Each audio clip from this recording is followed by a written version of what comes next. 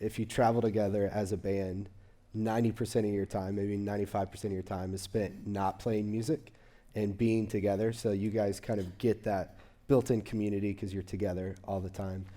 For people that are playing with a rotating band, or they're new at a church, or they have a new team member, do you guys have any pointers or tips on how to get there, or things they can do to kind of encourage the same trust and the same freedom that you guys have been talking about?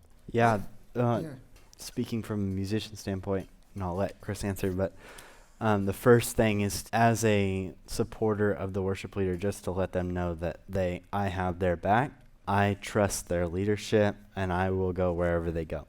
And so a moment like Josh is talking about doesn't happen until I know that I can do something off the wall and Chris isn't going to punish me for it later, because he and I have that relationship. He knows that I have his back, and that, so we all have that as a core value, that the leader, the guy with the mic, we are there for them. I'm there to make Chris McClarney's guitar sound as good as it can.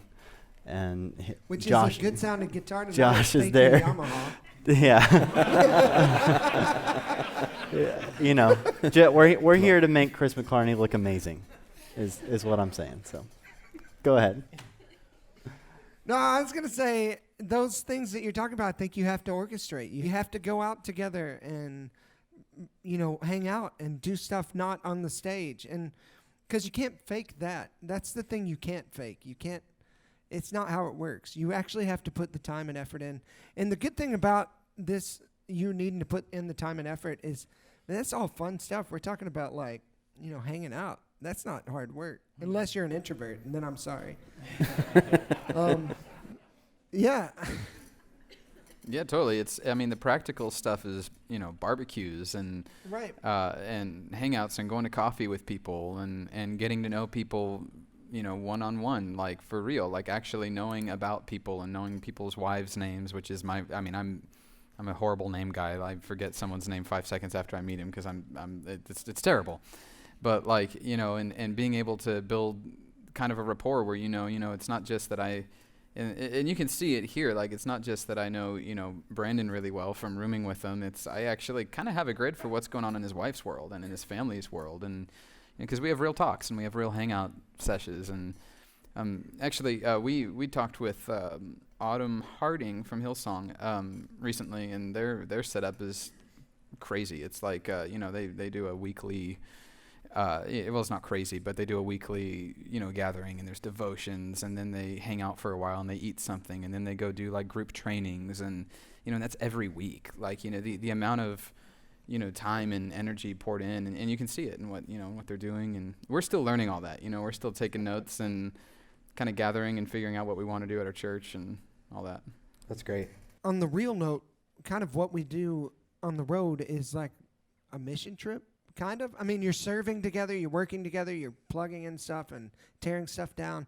And there's something about yeah, that's right. Amen. There's something about doing that with your team at church where you're serving together. You're, whether it's helping the poor in your neighborhood. And honestly, I think as worshipers, we should be plugged into the poor in a big way. Because pure and undefiled religion is to care for orphans and widows. And if we're going to sing songs about I love Jesus, then Jesus said, whatever you've done to the least of these, you've done to me. And so for us, yeah. So we're going to pass a plate right now, if you could just... No, but I think that's important. If we can do that we should be leading that as the worshipers at our churches, and doing that together as a team is a big way that you can grow together. And you're giving food at the food bank, or you're handing out clothing, and or doing something at the prison.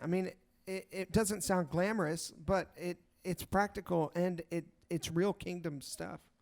That's good. A really practical thing we went through recently as a team, we kind of have been redefining what our vision is and what our mission is as going into church plants, going into a new season, and all this stuff. And through that process, it was Danny Silk said something, and this is just a tiny tidbit of what he was talking about, but that really impacted me, and I think it applies here in a little bit. And it's the idea that a leader isn't sitting above and telling people what to do, and isn't just isn't just enforcing their vision.